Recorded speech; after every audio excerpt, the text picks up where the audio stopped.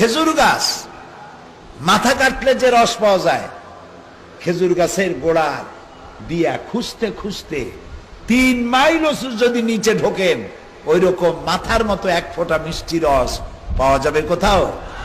সুপারি গাছ কাটলে কি ওই রকম রস আসবে? মানলো গাছ।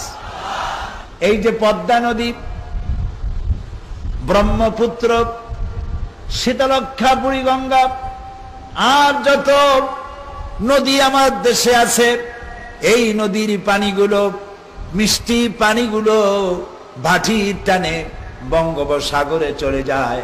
আবার বঙ্গোপসাগরের লবণ পানিগুলি মিষ্টি নদী এলাকায় চলে আসে। এ পানিগুলি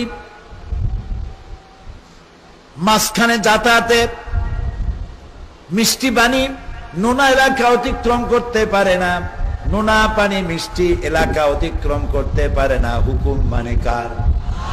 মারাজাল বাহরাইনি ইয়ালতাকিয়ান বাইনাহুমা বারযাখুন লা ইয়াবগিয়ান।